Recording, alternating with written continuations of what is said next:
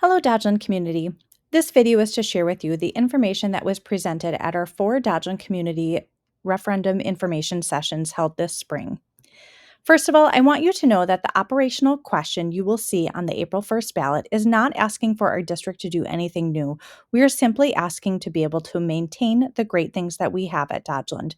You will see in the wording of the question that we are asking for additional funding to be able to maintain current programs and services for students, maintain appropriate class sizes, instructional materials, and staff, and to maintain technology and cybersecurity infrastructure. This presentation will share with you why we are needing to seek additional funding just to be able to maintain these things in our district. Our financial challenges are similar to districts across the state. Dodgeland School District faces significant challenges that are largely the result of school funding challenges, state budget challenges, and inflationary challenges, something that I'm sure you have all experienced at home as well. This map shows you that districts across Wisconsin that have asked for an operational referendum question since 1990 is the majority of the state. You will see that there are only 54 districts, or 13% of the state, that has not asked for an operational referendum question yet. Dodgeland is one of those districts that have not asked for an operational referendum yet. Until now, we have held off as long as we could. This chart is showing you over the years the districts that have asked for at least one referendum question. Last year in 2024, 130 school districts asked at least one operating referendum question. And I say at least once because some of the school districts asked their community in April, and when the operational referendum question didn't pass, they asked again in November. You can see here in this chart, on the left side are districts around us that previously passed an operational referendum question in the past year or two.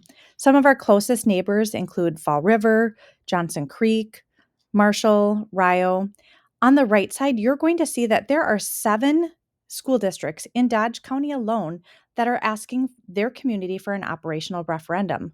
Columbus, Deerfield, Fond du Lac, Eustisford, Oakfield, Partyville, Watertown, and Waupun are all districts around us going to operational referendum because we are all experiencing the same budgetary challenges. I'm going to share with you a brief video from the Department of Public Instruction that answers the question, why are so many school districts going to operational referendum? And what I want you to know is that this video was made 6 years ago. Again, Dodgeland has held off as long as it could. Why is my school asking me to vote on a referendum? The law says school districts have to go to referendum in Wisconsin, not just for big ideas, but even to keep up with rising costs, sometimes just to fix a crumbling building. It's all because people in 1993 were nervous about how much schools had to spend to keep up with the crazy fast-changing technology. So to hold down property taxes, they made a law that froze how much funding schools could take in from their 2 biggest sources, local property taxes and the state. That law is still in place. It's called the revenue limit. The only way around the limit is for districts to get approval from their local community. And the way they ask for that approval is to put a question on a ballot in a referendum vote. Some referenda ask for a temporary boost, while others ask for a permanent increase. The revenue limits used to be adjusted for rising costs, but lately lawmakers have stopped doing that, so it feels as though the limit is shrinking every year. Lawmakers have also redirected some education funding so it doesn't actually reach public schools. For these reasons, referenda have become a hot topic in our communities. The limits were a bit arbitrary to begin with. They were based on whatever your local school district happened to spend in the 1992 to 93 school year.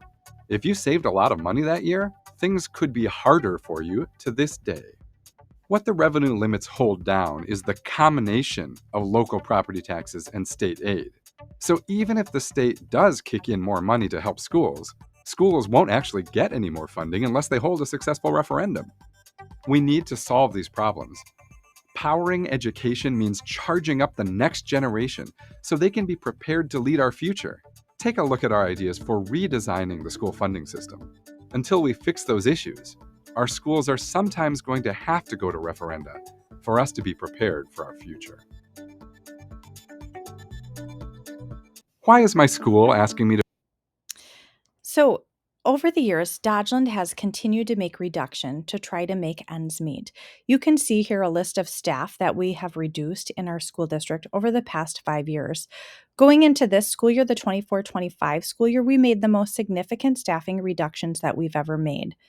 As you look at this list of staff that we've reduced over the past 5 years, this is about $1 million worth of staff that we have reduced from our budget. Despite all of these reductions, we are operating on a deficit budget of $650,000. The reason for that is the inflationary costs of everything that we have, and we have not increased our revenue, as you saw in that video from the state. Additional reductions we made on the left side, you'll here see a list of things that are really more operational. Some things you may have noticed as a district member, we've stopped sending out our district newsletter mailing just to save money. Our students have also experienced in the high school, we stopped paying for national competition. So our students who have qualified to compete at the national level, we have stopped paying for them. On the right side, you'll also see a list of things that we have done to try to increase some of the revenues. They've each just been a drop in the bucket, but some of our course fees, we've discontinued the free live streaming of our sports events. People have to pay for those now. We've increased admission to sporting events. All of those are just a drop in the bucket that haven't made a difference on our budget. Again, we still have an operational budget this year that is $650,000 deficit. So, what is at risk if the referendum doesn't pass this year? If we don't increase the revenue that our district has, anything that isn't required by the State Department of Public Instruction is at risk. That would include all of these things. We have a full day 4K program. We only get funding for half days. Any of our elective courses at the high school, which our teachers work really hard to provide our students with a lot of great options so that they're prepared for any college or career that they want to pursue after high school. Sports and extracurricular activities are at risk. Interventionists to support students in closing their math and reading gaps beyond third grade, they would be at risk. Mental health resources and supports, and our Juneau bus route. None of these are things that we want to reduce at our district. They're all things that we know are very important to have for our students in the district. However, they aren't required. And so if we don't gain additional funding, they're all at risk of being cut. This chart shows you over the years that the state, they set the revenue limit based on what was being spent in 1993. Our district was very fiscally responsible, very frugal, and so we have remained a low revenue spending district. At one point, I believe 2010, the state stopped giving increases that matched CPI or the inflationary index. This chart on the bottom, you'll see these green bars shows what was CPI in that year. What was the inflationary index? The yellow or orange bars for each year show what inflationary increases were given from the state. And as you can see there, the state never kept up with inflationary costs, and there were years where the state didn't give any inflationary increases at all, especially in 22 and 23. We did not get any additional increases for inflation. The reason for that was school districts received federal ESSER funds that were intended to be able to close gaps and meet the significant needs that we had after the pandemic. And since schools were given ESSER funds, the state didn't give any increases at all. So I will tell you, as a district, we were not able to use ESSER funds for what they were intended for. We used them just to try to make our budget balance. This line that is then going across all the way up over the years, that's showing how much additional revenue we should be receiving per pupil from the state to match inflation over time. Based on our student numbers right now, our district would have an additional $1.5 million in revenue if the state had been keeping up with inflationary costs. $1.5 million. If you remember earlier, I said that we have a $650,000 deficit. If the state had been keeping up with per pupil adjustments compared to inflation, we wouldn't have a deficit budget. We would have a surplus, and we wouldn't have to be asking the community for an operational referendum. This is why so many districts across the state have already had to ask their communities for operational referendum. They cannot keep up with the inflationary increases to meet the needs of their students. So, here is a 5-year forecast that our board used to determine what is the operational referendum question that we are seeking from the community. We used a 5-year forecast that included a prediction of what we think our student numbers will be each year, given in a formula that we use from Baird. It also includes inflationary expenses that we believe will be happening for the next 5 years. And we use that 5-year forecast, determining if we keep all of our same staff and programs, and if the state does not give any increases, this is what is going to happen with our budget each year. You see across each year that we continue to have a deficit budget. The bottom fund balance is like our savings account. You can see here that in 26-27, it is going to go negative. The district has a policy to keep our fund balance or our savings account at 15%. In this current school year, we are going to end the year, we're predicting to end the year at 16%. So we're just barely above what the district policy is. However, this is also the first year that we are having to short-term borrow to make payroll. So these are the numbers that the board used to determine what is the amount for the operational referendum that we are seeking. And that 1.4 million keeps us above the fund balance policy of 15% each year to try to keep from getting into a negative fund balance and to try to keep us from having to short-term borrow. So just to clear some things up, what is an operational referendum? An operational referendum allows the school district to exceed the state-imposed revenue limit, remember that was set in 1993, to be able to fund our essential day-to-day expenses such as utilities, maintenance, and staff salaries. It helps address the funding gaps that we experience while ensuring that 100% of the referendum tax dollars stay within the district to support our local priorities and goals. It is not asking to do anything different. It is just to be able to maintain, just to operate. So, to clear up something else, I know that you might be thinking, but we already passed a referendum in 2020 and we passed one in 2000 for the building. Those referenda were for the building. They were a capital referendum. They were specifically to be able to take out a loan for the building. Think of it as if I was taking out a home equity loan at home to be able to build a garage to my house. But then over the years, all of my costs continued to increase. And at home, I did everything I could to make changes to what I was spending. I changed my home and my auto loan, my home and my auto insurance. I changed my phone bill. I cut out my Netflix account. I have been clipping coupons. We've stopped taking our family vacations in the summer because we just can't afford it. And we still can't keep up with paying all of the bills because of inflation. That is where the district is at.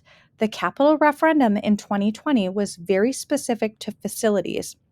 The loan was for things like a new roof, HVAC units, renovating spaces in each of the buildings, adding on a STEAM wing in the high school where there are some really incredible things happening now in our tech ed and our graphic arts rooms, along with robotics.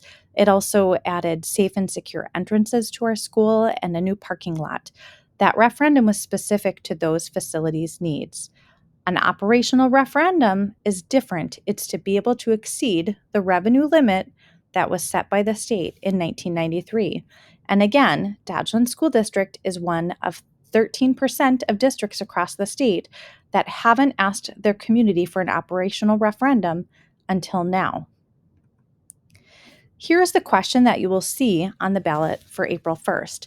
Shall the Dodgeland School District be authorized to exceed the revenue limit by 1.4 million for 5 years, beginning the 25-26 school year and concluding the 29-30 school year, for non-recurring purposes consisting of operational expenses, including to maintain student-to-staff ratios, educational and co-curricular programs, student behavioral and mental health resources, and technology and cybersecurity infrastructure.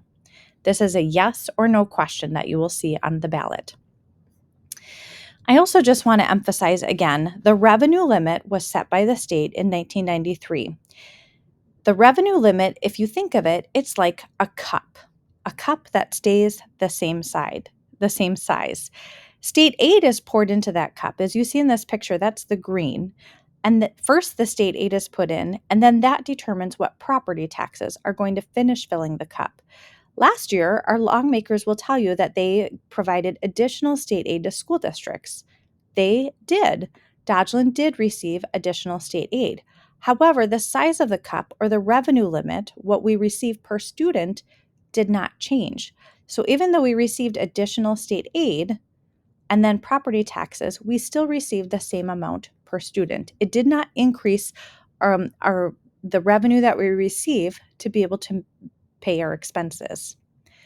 For this school year, 70.8% of our revenue limit comes from the state, and 29.2% comes from the taxpayers. You can see over the years what it costs per student in our school district. You can see how it has increased over the years, and that is due to inflationary costs of everything. What is hard to see here is there is this little turquoise bar going across the top. We are right at the state average of what it costs per student in our school district. This chart shows you the revenue we receive per student in our school district. You can see this last bar here, we are actually lower than the state average. So we receive less per student in Dodgeland School District than the state average. You can also see here an additional cost for taxpayers as there is an increase in private school vouchers. That is tax funding that goes to schools, private schools, parochial schools that receive vouchers. This year you see such an increase because we have a local parochial school that qualified as a voucher school. So additional taxpayer funds are going through the school district and then going to the identified voucher school. Now, I will tell you that Dodgeland did not lose a single student to this voucher school. However, students who were already attending that school now qualify to receive vouchers. Additional costs over the years have been an increase in our special education costs to be able to meet the needs of our students who have disabilities. This is a cost that the state reimburses districts about 32%, and it certainly does not cover the costs that we have to meet the needs of our students. So in this presentation, I hope that I have addressed with you these three myths. First of all, we are not misusing funds. We are not overspending. As I shared with you, we have made significant cuts in our district to reduce our budget over the years, and we still are unable to balance our budget. We have continued to have a deficit budget each year, and in order to make the budget balance, we would have to make significant cuts to our district that will mean our district does not look the same for kids and it doesn't have great things for kids, which is why we are coming to the community to ask for an operational referendum. The final myth here is that we should have used the 2020 referenda dollars to prevent this budget deficit. And we could not have used it. As I shared with you, it was for a capital referendum. It was for a loan for the facilities. We could not have used that money for anything else because the question that you voted on as a community was for a capital referendum. As a taxpayer, you can see over the years what our tax rate or our mill rate has been. You can see here that we are at the lowest documented mill rate for our district at 6.16. You can see here how that compares to districts around us, that we are close to the lowest in our area. If the operational referendum passes, the mill rate will go up to about 8.27. Several of these districts here are also going to operational referendum, so if we're going to compare, the numbers might change for them as well. I also want you to see that if the referendum passes, the 8.27 is still one of our lowest documented mill rates in our community. Here is what that increase would mean for you based on the current numbers that we have. You will see on our website, if you go to the referendum page, there is a tax calculator, so you can plug in the actual equalized property value for your home and be able to see what the tax increase is. Thank you for taking the time to listen and find out what this operational referendum means for our school district and our community. Please don't hesitate to reach out if you have any questions. Thank you.